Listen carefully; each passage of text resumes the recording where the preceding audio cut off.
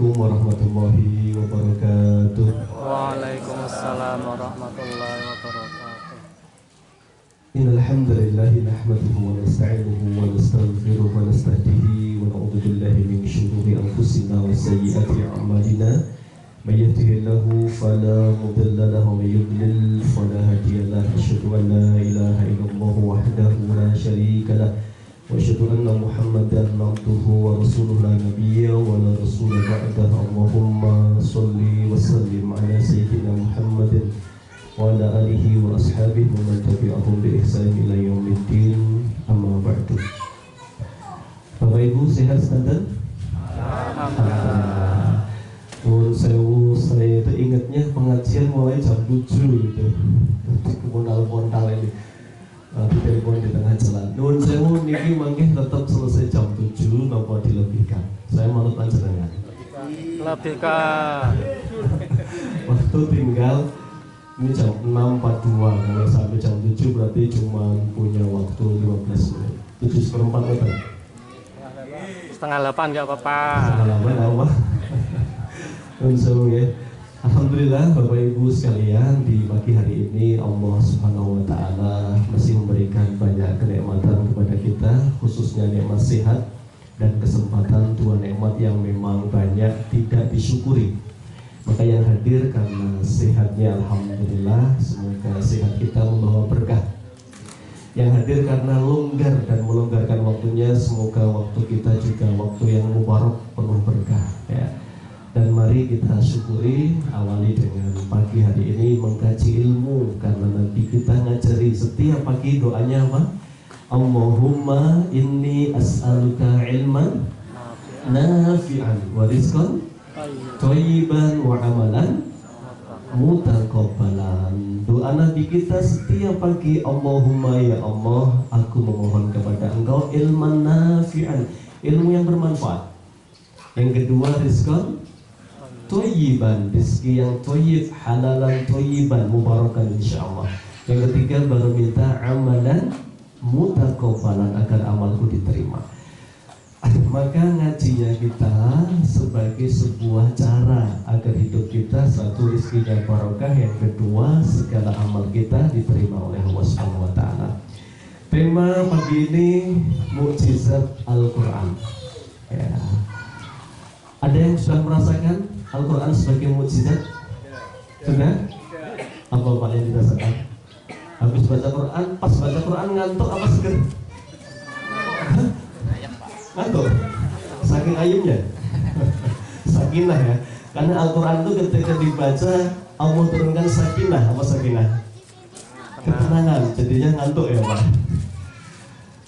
Setiap Nabi Allah berikan mukjizat kepada mereka. Apa fungsi mukjizat? Itu untuk ijaz. Ijaz itu untuk mengalahkan. Ya. Apa mukjizat Nabi Musa alaihi salam? Mukjizat Nabi Musa, apa ibu-ibu? Tongkat yang berubah menjadi ular. Tongkat itu kenapa bisa berubah jadi ular? Kenapa mukjizatnya bukan Tauratnya, tetapi kenapa sesuatu yang mencengangkan? Karena hari itu yang paling dihormati adalah yang ilmu sihirnya paling tinggi. Maka dikasih mukjizat itu, kan begitu. Fir'aun mengumpulkan semua tukang sihirnya untuk nantang duel dengan Nabi Musa. Kemudian apakah setelah Nabi Musa meninggal dunia tongkatnya bisa berubah menjadi ular? Tidak bisa. Itu tongkat itu tongkat biasa Pak. Dulu ketika Nabi Musa pertama dipanggil oleh Allah, itu ditanya, wa ma tilka biyaminika ya Musa. Musa, yang kamu pegang di tangan kananmu itu apa? Apa jawaban Musa? Hiya asoya, ini tongkat saya. Untuk apa tongkat itu? Ketika itu Pak, fungsinya untuk apa sebelum jadi Nabi? Gitu ya. Ahus syubiha ala gunami, untuk giring kambing ya. Maka cari rambat gandol. Rasulullah menyampaikan ma min nabiyyin illa ra'al ghanam. Setiap nabi pasti pernah jadi penggembala kambing. Itu sudah pasti. Karena Rasul bersabda, hadisnya sahih. Nanti bisa dibuka di bukunya Syekh Dr. Muhammad As-Sulabi tentang mengapa setiap nabi mesti gembala kambing. Ada yang tahu Tahu jawabannya? Kenapa? Karena Nabi nanti akan menghadapi umatnya. Saya nanya, angon umat sama angon wedhus gampang mana Pak? Hah? Wedhus? Berarti wongnya angel kandenan ya? Bantah, nggak percaya, ya meragukan, itu kan manusia. Maka dikasih dulu latihan yang gampang apa? Angon wedhus, kambing itu. Iya, Rasulullah angon wedhus sejak usia 8 tahun nanti sampai 12 tahun, 4 tahun beliau, dan digaji dengan beberapa uang di zamannya ketika itu. Ya. Nabi Musa. Karena ini tongkatnya tongkat biasa sebelum jadi Rasul, begitu Musa alaihissalam meninggal dunia, ya sudah tongkatnya kembali biasa. Ada nabi yang barangkali mukjizatnya bisa menyembuhkan orang dengan berbagai penyakit. Nabi siapa? Nabi Isa alaihissalam. Bahkan orang mati bisa hidup kembali. Kenapa Nabi Isa mukjizatnya itu? Karena hari itu di zaman Nabi Musa yang sangat dihormati adalah para tabib. Apa tabib ini Pak? Tabib ahli pengobatan ya. Ada tibun nabawi, berarti pengobatan ala Nabi SAW ya. Nih, maka diberikan mukjizat yang di zamannya paling dihormati, dan itu adalah mengobati orang sakit, bahkan menghidupkan orang mati. Begitu Nabi Isa meninggal dunia, ada nggak pengikutnya yang bisa menghidupkan orang mati? Tidak ada. Adapun mukjizat Rasul kita banyak, yang paling istimewa apa? Al-Quran. Nah, pagi ini kita akan belajar Al-Quran sebagai mukjizat apa yang akan bermanfaat bagi kita yang hidupnya jauh setelah Rasulullah SAW. Dalam sebuah penelitian, nah ini Pak, kenapa penelitian itu penting? Ya, kalau orang zaman dulu karena imannya kuat, itu dikasih Quran satu ayat saja sudah cukup tentang keutamaan Al-Quran. Misalnya Al-Quran bicara tentang janji. Nah, janji ini sesuatu yang tidak terlihat, ya, kan nggak terlihat baru dijanjikan. Nah, kemarin fenomena tentang apa? Isra Mi'raj, masuk akal nggak Pak? Tidak kan? Ya. Maka itu ujian. Abu Bakar As-Siddiq begitu diberitahu, kamu sudah tahu. Ya, temenmu cerita, karena Rasulullah ceritanya nggak ke Abu Bakar dulu. Ceritanya ketika tokoh kafir ketika itu ada Abu Jahal, ada Al-Walid bin Mughirah, ada Hisham. Diceritakan ketiga orang ini. Semua terbahak-bahak. Muhammad apa? Halu ya Pak. Muhammad halu, masa perjalanan yang harusnya ratusan tahun itu kan ditempuh dalam semalam. Muhammad kan cerita, saya tadi malam diperjalankan sholat di Masjidil Aqsa, isyanya. Ini riwayat yang paling benar menurut para ulama, karena ada riwayat yang mengatakan dari Aisyah. Aisyah itu cerita, saya ketika malam itu Nabi diperjalankan oleh Allah, saya tidur bersama Nabi. Ya. Habis Isya masih ada Rasulullah itu. Kemudian saya bangun menjelang subuh, Rasulullah masih ada di situ. Nah, ini termasuk mempercepat apa? Informasi bahwa waktunya pendek banget. Itu riwayat nggak benar. Kenapa? Karena Aisyah itu mulai tinggal bersama Nabi di mana? Di Medina, dan itu kejadiannya di Mekah ke Al-Aqsa. Abu Bakar As-Siddiq diberitahu, kamu percaya nggak kawanmu cerita begitu? Kata Abu Bakar apa? Andaikan lebih jauh lagi ya rutenya dan yang menceritakan Rasulullah, saya percaya. Bapak Ibu percaya nggak Al-Quran mukjizat? Percaya? Ya, karena sudah percaya berarti nggak perlu penelitian. Luar biasa ini ya. Nah, ini saya bawa buku ini karangan Masdi Ubaid Al-Hafidh, juga bawa catatan ini. Tapi bukan catatan MK ya Pak, ini catatan murni. Catatan apa ini? Catatan dari tulisan di beberapa buku. Ada peneliti namanya Insinyur Abdul Daim Al-Kahil. Nah, kalau insinyur berarti ahli apa? Teknik lah ya, teknik Pak ini, insinyur. Beliau berarti bukan bergulat di bidang agama, tapi beliau meneliti tentang apa sih Al-Quran kok mukjizat, benar nggak itu? Ya, beliau menyimpulkan, meneliti di berbagai kampus itu, ternyata beliau menemukan ada 4 bukti bahwa ijazul Quran, Al-Quran benar-benar mukjizat. Yang pertama, beliau meneliti dari berbagai mahasiswa-mahasiswa yang ada itu, yang dekat dengan Al-Quran itu, yang pertama mereka memiliki 4 dimensi spesial. Yang pertama dimensi jiwa. Jiwa. Berarti mereka lebih stabil jiwanya. Ya, kokoh, tidak mudah diombang-ambingkan. Nah, ini penting dipahami. Al-Quran itu sebagai mukjizat hadir untuk mengokohkan jiwa. Maka ketika Rasulullah SAW mendapatkan wahyu pertama kali, bunyinya apa? Iqra, apa artinya Iqra? Baca. Masuk akal nggak itu? Di bangsa yang Allah sampaikan ummi, apa ummi? Buta huruf. Tetapi perintah pertamanya baca. Nyambung nggak Pak? Enggak kan? Ini menunjukkan nanti juga ada jawaban kenapa Rasulullah nggak bisa baca selamanya. Memang Allah takdirkan. Kenapa? Karena agar tuduhan orang-orang Yahudi bahwa Al-Quran itu hanya gubah, nyomot, juplik, jiplak dari Taurat tidak terbukti. Bisa nggak orang nggak bisa baca ngepek? Nggak bisa ya Pak? Nah, maka terbantah.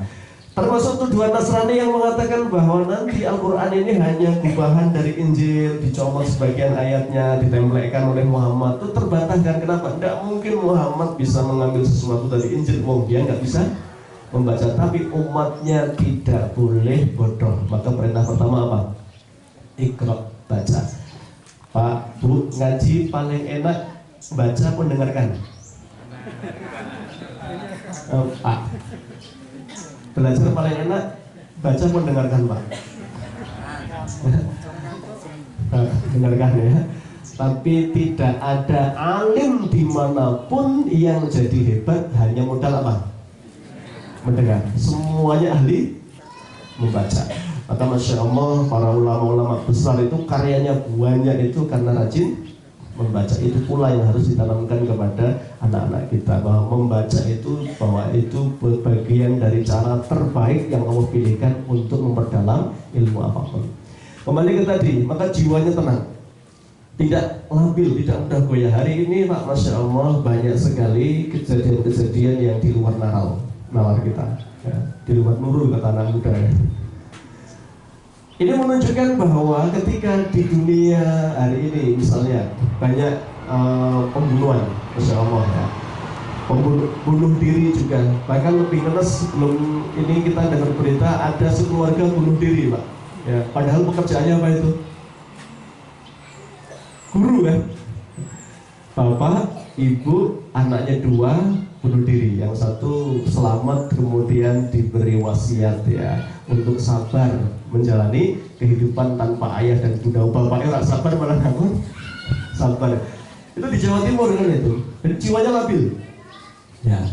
Kemudian terjadi ya, anak-anak yang Masya Allah usia masih kecil sekali bunuh diri. Nah, itu berarti apa? Depresi kan. Nah, maka beliau menyimpulkan setelah dikaji, diteliti di kampus itu mereka yang dekat dengan Al-Quran rata-rata jiwanya apa? Stabil, ya, tidak mudah depresi, menerima tekanan. Ya. Menarik ketika Rasulullah SAW ketika beliau pertama kali mendapatkan perintah Iqra, yang beliau lakukan apa? Beliau ternyata ketakutan Rasulullah itu. Ya, kemudian pulang kan, ditenangkan siapa? Khadijah istrinya. Maka Khadijah itu istri yang menenangkan. Memang fungsi istri yang pertama itu kata para ulama adalah seperti Khadijah, istri setenang malam itu Pak. Jadi ketika suaminya panik bingung itu diyakinkan, tenang wahai suamiku, panjenengan orang baik. Orang baik mesti ditolong oleh Allah itu. Dan luar biasa ternyata.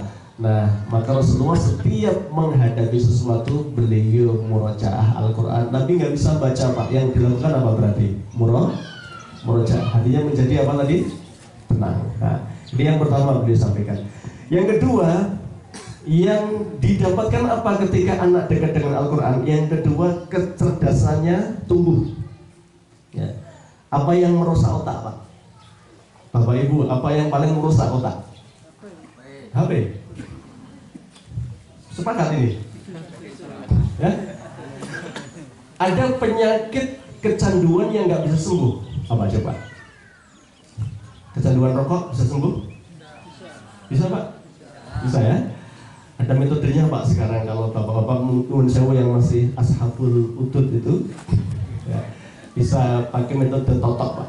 Nah, di totok itu nanti penjenengan begitu menghisap langsung diam, muntah-muntah. Ya, karena nggak nikmat akhirnya apa? Kapok. Kenapa kecanduan rokok itu dianggap susah? Nah, karena rasanya apa? Nikmat barangkali. Maka ada pepatah nikmatul udud ba'da dahar gitu ya. Itu bahasa apa itu? Jadi nikmatnya ngerokok itu setelah makan pedes ya Pak. Ada penyakit yang nggak bisa sembuh Pak. Kecanduan apa itu? Nuwun sewu, kecanduan pornografi. Itu yang paling dahsyat. Ya, saya ikut beberapa seminar tentang bahaya pornografi. Ini luar biasa. Kenapa? Dia yang diserang apa ini? Otak. Otak Pak. Dan otak itu pengendali utama. Maka pornografi itu susah nanti anak-anak yang sudah kecanduan pornografi, dia susah konsentrasi. Bahkan otaknya itu semakin apa ini? Mengecil Pak. Mengecil. Nah, karena otaknya makin mengecil, kecerdasannya semakin menurun. Ya.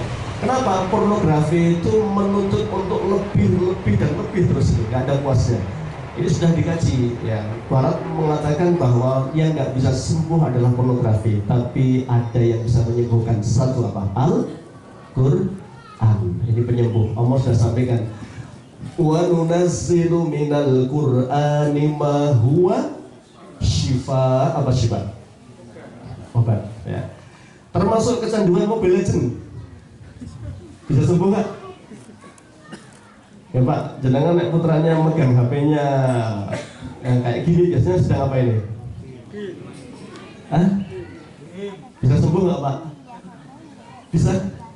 Bisa Pak, saya pernah meruqyah kecanduan Mobile Legends sudah level dewa, level parah. Setiap malam Masya Allah, saya tuh gua nggak ngerti. Nah, ternyata main mobil terus main game tuh makin lama makin lama makin berat tantangannya dan makin seru katanya, banyak yang master muncul itu. Betul nggak ya? Ada yang boleh cerita? Nggak ada ya, aman nanti. Kecanduan itu bisa sembuh, bisa diruqyah Pak. Ya, diruqyah itu sembuh insya Allah itu ya. Tapi juga diruqyah HP-nya disita lah, diminta. Kalau HP-nya masih dikasih ya enggak, jinnya mental itu nanti. Kembali ke tadi. Nah, Al-Quran adalah salah satu mukjizatnya adalah menumbuhkan kecerdasan. Bapak Ibu boleh buka sejarah para ulama hebat. Ada yang kenal siapa bapak kedokteran? Ibnu Sina. Usia berapa hafal Al-Quran? Usia 7 tahun hafal Al-Quran, betul ya. Ada penemu matematika siapa? Al-Jabbar. Dari namanya saja Muslim atau bukan? Muslim ya. Ini hafal Quran di usia 10 tahun Al-Jabbar ya. Ada penjelajah. Ini gaweannya apa ini? Oh, menjelajah ke berbagai belahan-belahan bumi. Siapa namanya? Christopher Columbus. Iya benar, adalah Ibnu Battuta. Siapa Ibnu Battuta ini? Adalah penghafal Quran di usia 10 tahun. Ibnu Battuta ini ya. Kemudian pakar segala pakar itu, misalnya pakar tentang hal-hal yang rumit hari ini, ada pesawat terbang dan lain sebagainya. Itu ternyata adalah orang-orang Muslim dahulunya. Bapak Ibu, ada yang sudah pernah menghadiri wisuda? Ketika wisuda, apa yang dipakai Pak pakaiannya? Ya, pakainya jubah apa baju koko? Jubah Pak. Nah, kemudian dikasih apa kepalanya? Toga. Ya, toga itu atasnya segitiga atau datar? Segi 5. Datar ya. Kenapa yang dimakaikan toga? Jangan mau tahu sejarahnya. Dr. Ragib As-Sirjani mengatakan wisuda pertama dulu di Andalusia. Mana Andalusia ini? Spanyol Pak, Cordoba. Yang hari ini panjenengan kenalnya Real Madrid, Barcelona. Nah, itu dulu pusat peradaban Islam. Dr. Ragib menyebutkan karena sudah menjadi sebuah fitrah manusia, orang yang lemah akan ngikutin yang kuat. Kemudian yang bodoh biasanya kalah dengan yang pintar. Ada pepatah di Indonesia Pak ya, wong pinter kalah karo wong cukup wong bejo kalah karo wong jero. Ini namanya ordal ya Pak, orang dalam yang dibahas kemarin itu. Kembali ke tadi Pak, maka ulama-ulama hebat itu rata-rata mereka adalah para penghafal Al-Quran di usia muda. Nah kenapa? Ternyata diteliti semakin banyak anak interaksi dengan Al-Quran, kecerdasannya akan semakin tumbuh naik. Luar biasa. Ini sudah diteliti oleh beliau ya. Dan tadi satu hari disebutkan Imam Syafi'i rahimahullah. Imam Syafi'i itu punya dua guru legend. Yang pertama Imam Malik, ini yang Masya Allah, beliau ini Pak dulu ibunya luar biasa nih. Ibunya Imam Syafi'i itu janda Pak. Ya single parent. Memang rata-rata orang hebat itu lahir dari anak yatim.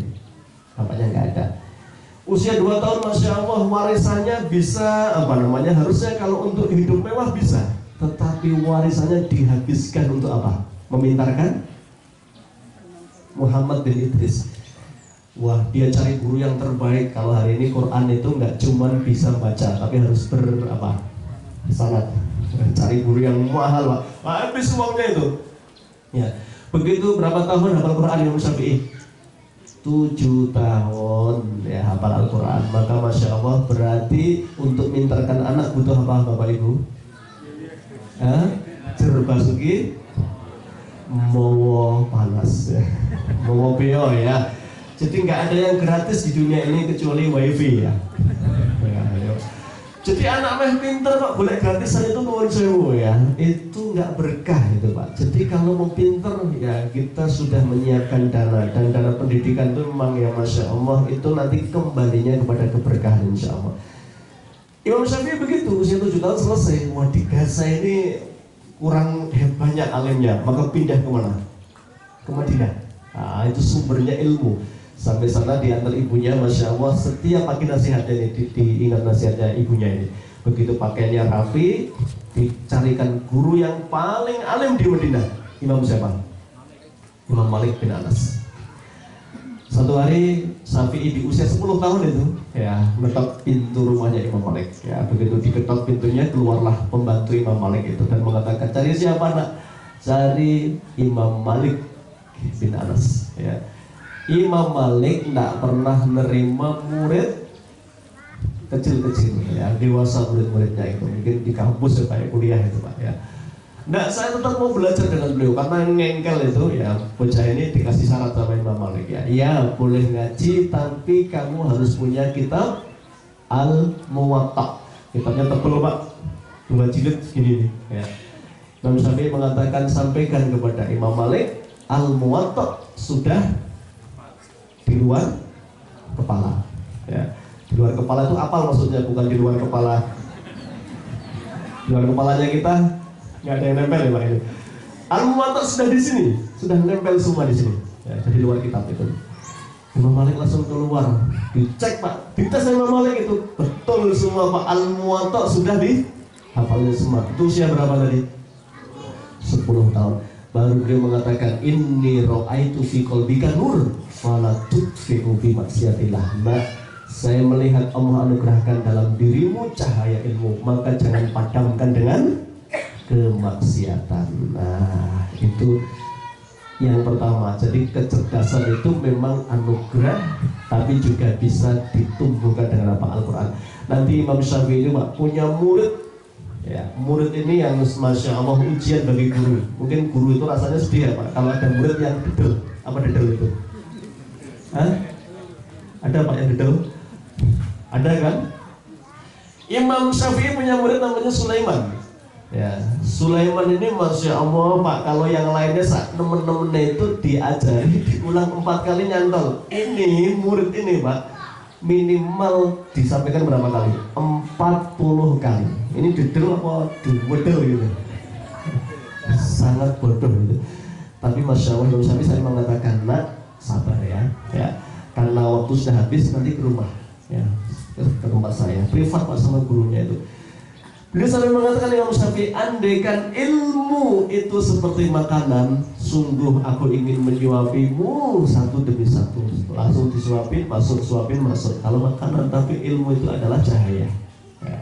Sabar, bertakwalah kepada Allah. Masya Allah, anak ini Pak, mungkin lugu bocah ya. Teman-temannya mungkin ngerti berbagai hal-hal yang modern yang mungkin berbau-bau mungkin melalaikan hiburan-hiburan itu, beliau nggak tahu apa-apa itu ya. Dengan tahu dengan kesabarannya Imam Syafi'i ini, Masya Allah, Imam Sulaiman itu nanti jadi murid beliau yang paling produktif. Jenengan kalau baca kitab Madhab Syafi'i selalu menggunakan jalur siapa? Imam Sulaiman. Sepeninggal Imam Syafi'i, setiap beliau ngisi majelis taklim yang hadir berapa? 5.000 rata-rata. Ya, tadi murid yang paling bodoh. Ya, ditingkatkan dengan apa Pak? Al-Quran, Masya Allah. Jadi Al-Quran itu apa? Mencerdaskan. Ya, iya. Hal yang merusak Al-Quran adalah tadi maksiat. Nah, maka Imam Syafi'i punya guru legend yang kedua ini, namanya Imam Waqi'. Imam Waqi', beliau cerita, satu hari saya susah sekali menghafal. Bapak Ibu mau tahu cerdasnya Imam Syafi'i? Saya baca di biografinya. Beliau itu kalau membaca kitab itu Pak, ada 2 halaman gitu ya, harus ditutup sebelahnya. Kenapa? Karena Imam Syafi'i baru ngelirik saja sudah apa? Sudah nempel Pak. Saking namanya cerdasnya luar biasa Pak. Ini nggak ditutup dulu tuh bisa nggak urut nih apanya, kepalanya ditutup dulu. Padahal kita itu sampai merem melek itu. Quran nggak apa-apa ya Pak itu. Ada apa dengan kita ini? Ya. Padahal makanya sama nggak dengan Imam Syafi'i? Beda. Ini soal kecerdasan Pak. Nah, maka kata gurunya ya, syakautu ilal Waqi' soal khifdi, saya mengeluhkan kepada guru saya tentang buruknya hafalan saya satu hari ini, saya susah menghafal. Farsyadani ila tarkil ma'asi, guru saya mengabarkan kepada saya bahwa penyebab ilmu tidak masuk itu karena maksiat. Wa akhbarani bi anal ilma nur, dan beliau mengatakan ilmu itu seperti cahaya. Nah, cahayanya Allah tidak bisa menembus orang yang ahli maksiat Pak. Saya dulu punya guru, ya guru saya itu guru Quran sangat, itu gurunya buta Pak. Ya, karena guru saya itu buta, mengandalkan apa berarti? Pendengaran, dan pendengarannya sangat tajam sekali Pak. Ya. Al-Quran itu Pak, salah baca bisa fatal, bisa salah apa? Makna. Contoh misalnya apa ya? Allah berfirman, ya ayyuhalladzina amanu taqullaha wa qulu qawlan syadida. Betul enggak? Benar? Hai orang-orang yang beriman, bertakwalah kepada Allah dan bicaralah dengan kasar. Masuk akal enggak ayatnya ini? Qulu qawlan syadidan. Ya. Kemudian saya baca yang kedua dengan lafaz lain. Wa qulu qawlan sadida. Bedanya apa? Shin sama sin. Kalau sin sadidan artinya apa? Dan bicaralah yang benar, yang jujur. Nah, jauh ya Pak. Ya, antara jujur sama kasar kan? Ya. Innallaha yuhibbul musyrifin misalnya. Innallaha yuhibbul musrifin. Allah mencintai musyrifin. Musyrifin misalnya apa? Pakai shin. Orang yang mulia. Kalau musrifin pakai sin apa? Orang yang boros. Allah mencintai orang yang boros, masuk akal nggak? Nah, contoh aja Pak, setiap sesuatu salah baca itu bisa salah apa? Maknanya. Nah, kembali tadi Imam Syafi'i, guru saya tadi, Masya Allah, ini cerita pengalaman Pak ya. Satu hari beliau ini kedatangan murid, ya muridnya perempuan. Suaranya apa? Suaranya lembut banget. Beliau itu cerita, masih muda Pak. Dulu jadi guru saya hafid itu sekitar 35 mungkin. Ya, masih muda, ya gitu-gitu mikir, ya apa pikirannya?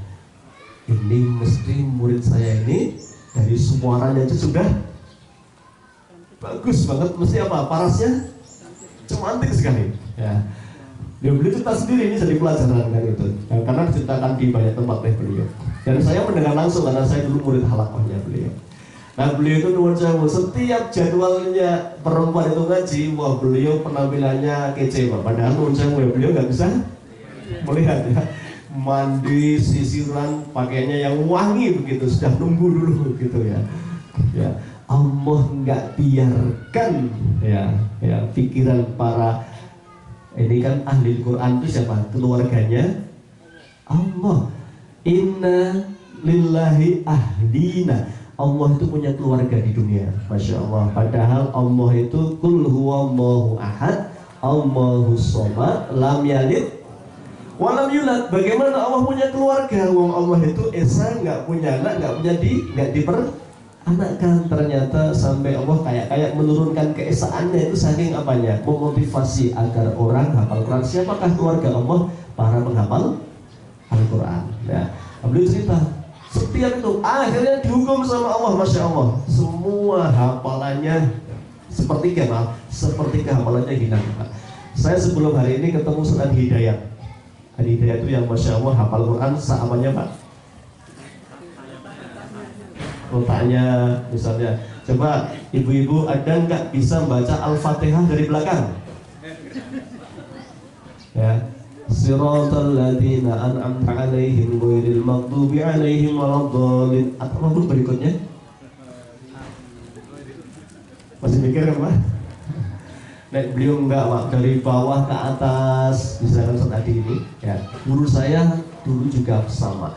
Setiap selesai muridnya setelah hafalan dikumpulkan, semua suruh ngetes. Mau dibolak-balik Al-Baqarah ayat 200 atau ayat 100, bolak-balik depan belakang tengah, enggak pernah keliru, luar biasa. Tapi hari itu beliau kehilangan sepertiga halamannya, kacau terus itu ya. Lalu beliau merenung, habis itu nggak mau menerima murid privat perempuan ya. Ternyata betul tipu daya wanita itu. Inna kaidakunna azim, sungguh tipu dayamu sangat dahsyat. Kepada setan Allah hanya mengatakan inna kaidasyaitani kana dhaifan, tipu daya setan itu sangat lemah. Berarti membentuk kalau setan sangat sinten? Ya Pak, sangat setan pasangan perempuan Pak godaannya itu. Ya ini.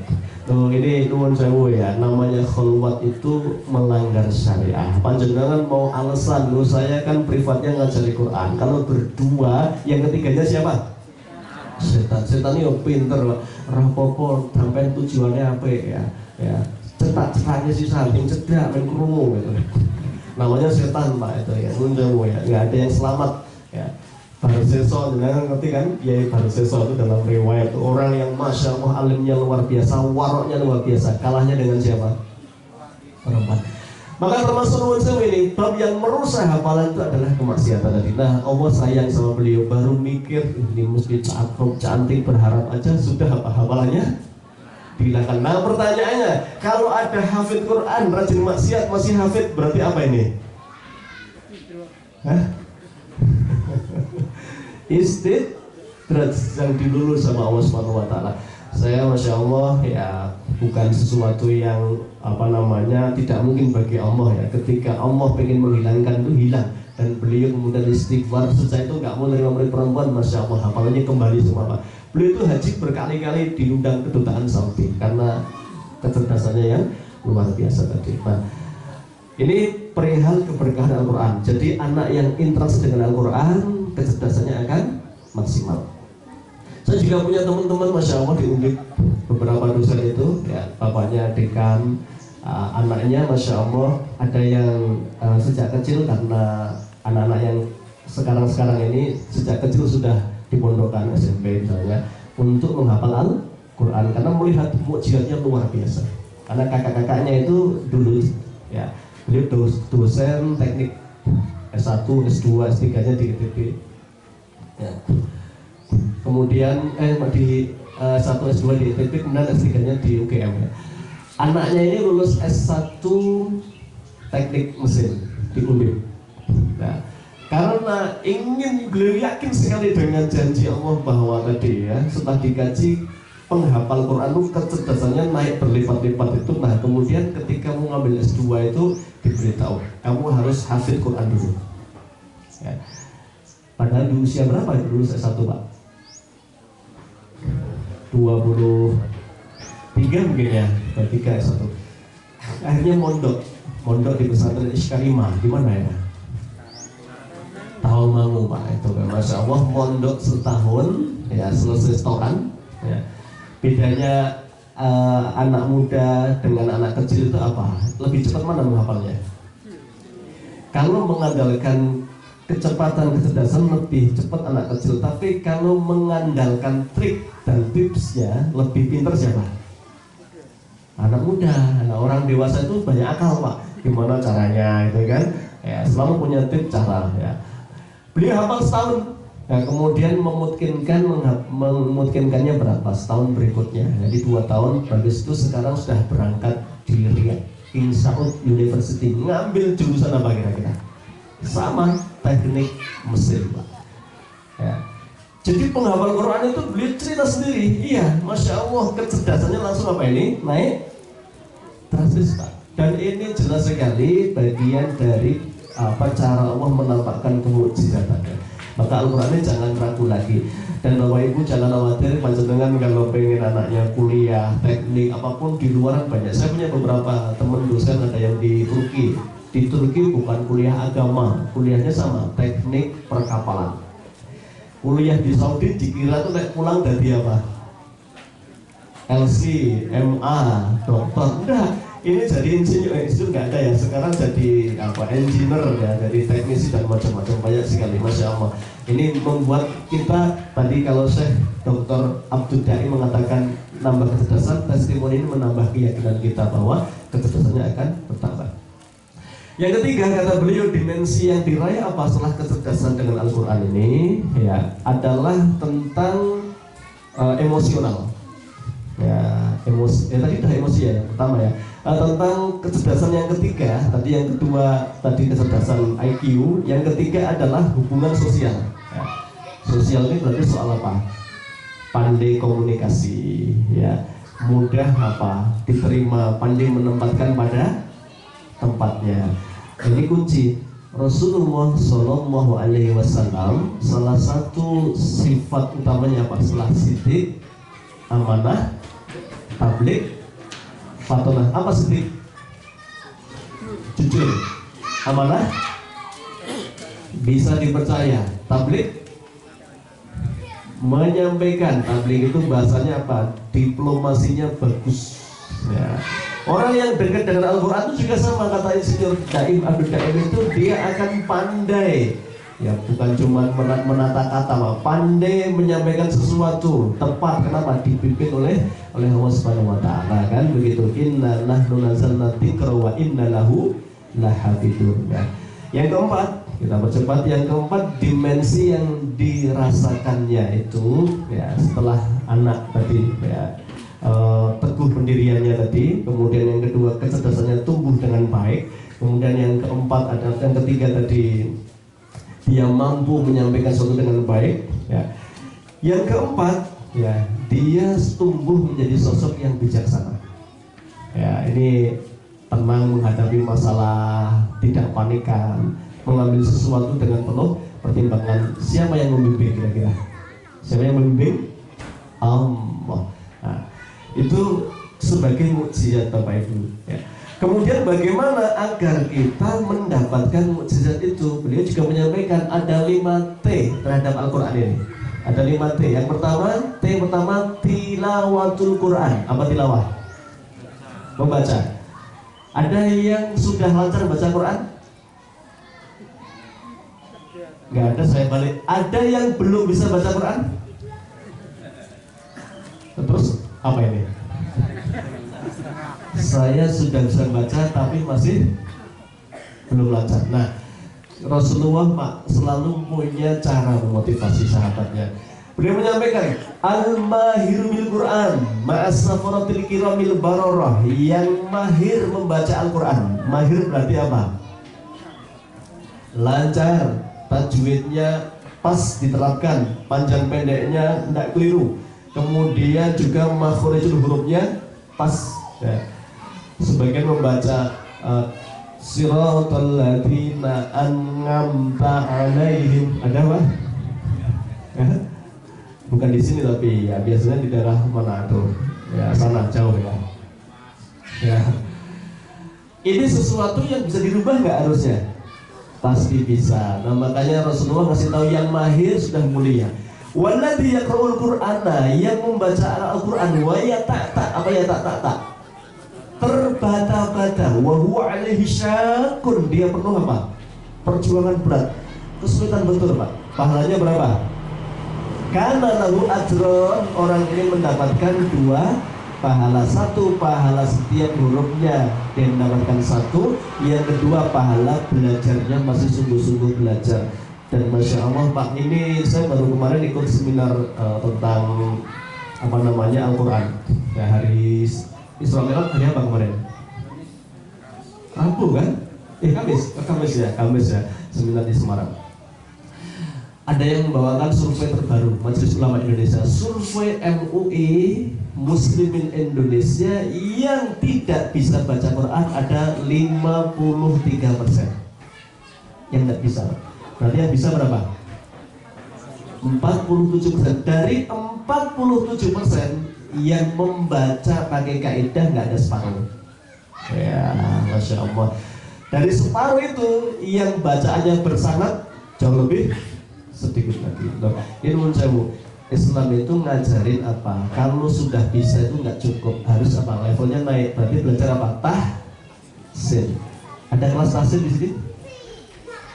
Diadakan Pak nanti. Tahsinul Quran. Ya, itu penting ya. Kita belajar membaca. Apalagi ini syahrul, sebentar lagi kita berjumpa dengan bulan Ramadan. Ibu-ibu ada yang pernah khatam berapa kali selama Ramadan? Rahasia, nanti pahala saya hilang ya.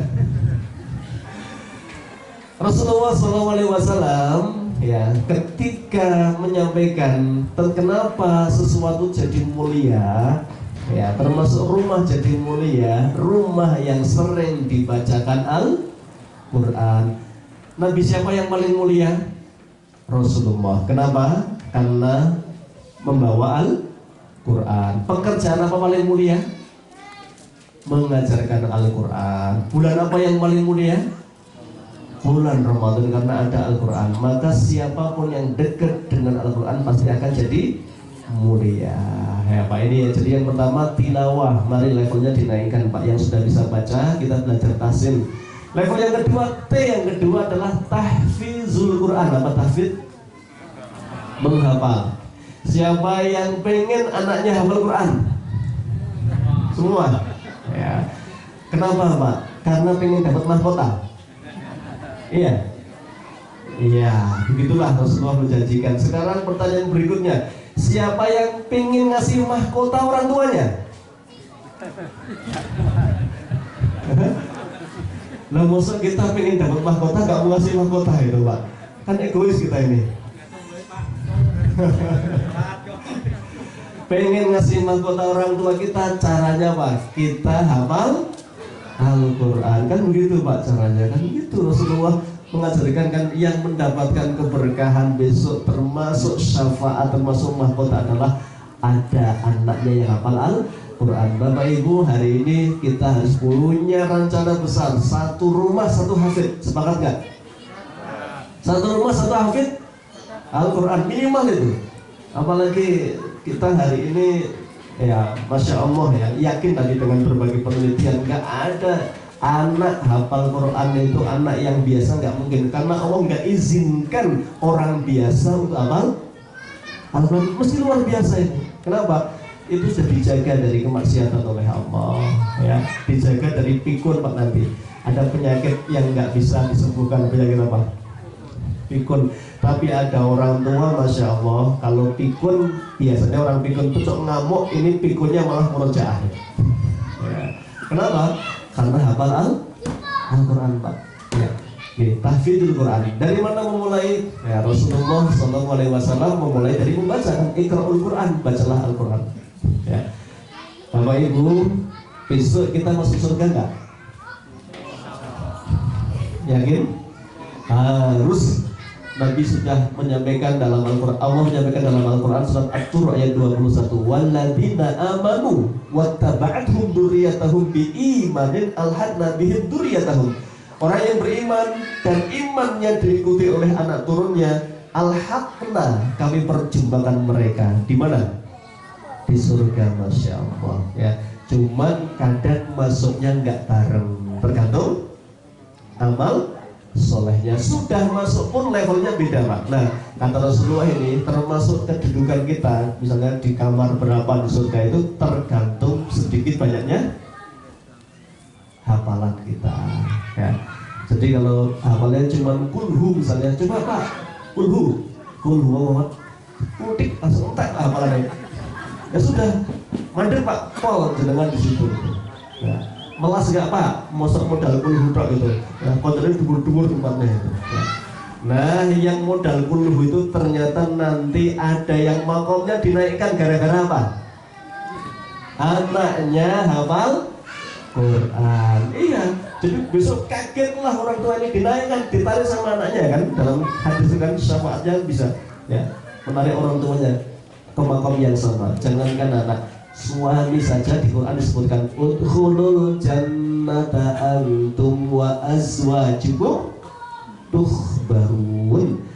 Bapak masuklah ke surga. Gandeng azwaj ya Pak, istri sedangkan gandeng. Nah ini boleh ibu mengandalkan hafalan bapaknya, mengandalkan kesolehan bapaknya boleh? Boleh Pak. Lebih baik lagi saling berlomba-lomba menciptakan apa? Kesolehan. Nah, ada rumusnya Bapak Ibu kalau mau hafal Quran itu, satu punya niat, yang kedua punya ikhtiar. Ikhtiarnya apa? Pastikan ada halaqah Quran di rumahnya. Ya, halaqah Quran Pak. Kalau tidak punya halaqah Quran di rumah, tidak mungkin ada suasana Quran di rumah. Maka jangan sepakat ba'da subuh tidak boleh megang apa? HP. Ustadz, kalau Qurannya di HP gimana? Buka HP. Ini apa aktivitasnya pada subuh? Disepakati sampai suruh misalnya tidak boleh megang HP ya, semua megang Al-Quran. Itu salah satu cara agar rumah penuh barokah Pak. Sepakat, besok dicoba, pastikan bisa. Bisa Pak. Anak bapak nyimak hafalan anak ya. Siap nggak bapak disimak anak? Ya, siap ya. Itu yang kedua, tahfidzul Quran. Yang ketiga, tinggal 2 menit maksudnya. Yang ketiga adalah tilawatul Quran, tahfidzul Quran. Yang ketiga adalah memahami Al-Quran, tafsirul Quran. Ya, memahami Al-Quran. Bapak Ibu, Al-Quran turun pakai bahasa apa? Bahasa Arab. Penting nggak belajar bahasa Arab?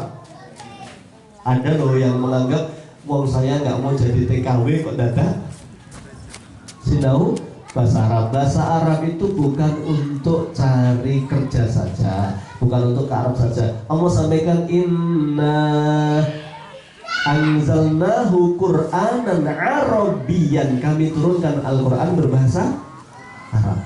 Nah, berarti untuk bisa paham Quran kuncinya apa?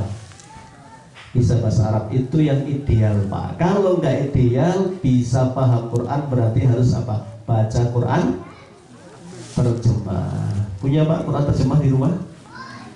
Punya ya? Pernah dibaca? Pernah ya? Quran itu kata Rasulullah 2 potensinya. Kata Rasulullah, wal Qur'anu hujjatun laka. Quran itu besok jadi pembelamu yang pertama. Au alaika, atau Quran jadi musuhmu yang paling berat besok bisa jadi. Rasul itu model-model ini. Ya. Bapak apa ada Pak dulu yang nikah maharnya Al-Quran? Mushaf? Ayo. Gak ada. Ada mau orang ngaku? Wedi. Pak, mahar Al-Quran itu tujuannya baik ya, agar apa? Dibaca. Tapi itu kalau malah habis nikah ditaruh di mana? Geletak di lemari, hisabnya berat Pak itu ya. Karena itu besok yang menuntut kita. Kenapa nggak pernah dibaca? Kenapa nggak dipahami? Kenapa nggak diamalkan? Ya, kenapa nggak dihafalkan? Itu 4T tadi itu ya. Rasulullah mengatakan hujjatun laka, besok pembela pertamamu adalah Al-Quran. Maka makom kita mulia karena Al-Quran, juga direndahkan oleh Allah karena Al-Quran yang ditinggalkan. Yang terakhir, yang ketiga adalah tatbikul Quran atau tatbik, mengamalkan Al-Quran. Bagaimana bisa mengamalkan kalau nggak paham? Ya nggak bisa. Maka Imam Al-Qurtubi mengatakan, saya heran bagaimana orang mau mengamalkan Al-Quran jadi petunjuk kalau dia nggak paham Al-Quran. Misalnya Pak, kita datang ini ke sebuah tempat di kota, ada pelang gede banget tulisannya P, kemudian di apa ini? Silang gini. Berarti apa? Ya. Ada malah yang menyimpulkan di kompon parkir Pak. Malah parkir di bawahnya itu. Ya.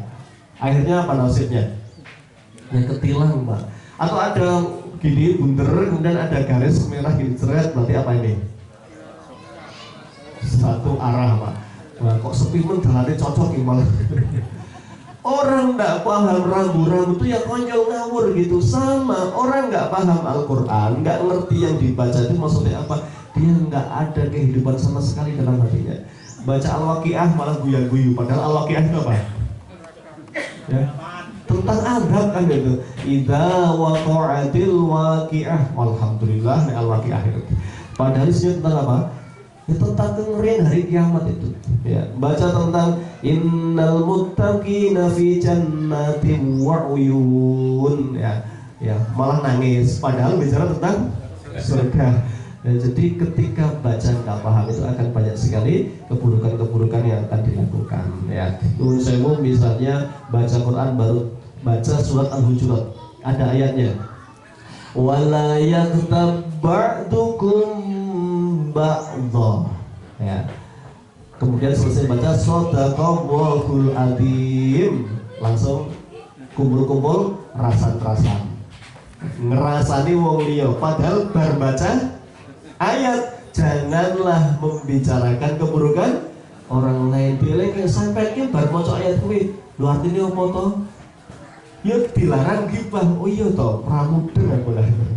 Jadi Bapak Ibu minimal kita pernah hatam sekali Quran terjemah kalau bisa Pak dibacakan ya.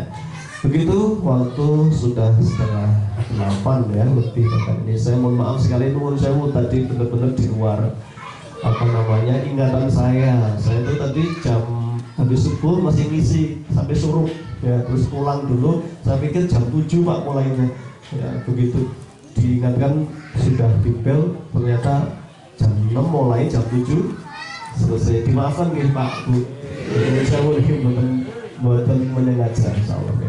Baik, saya kembalikan ke moderator. Billahi taufiq wal hidayah. Assalamualaikum warahmatullahi wabarakatuh.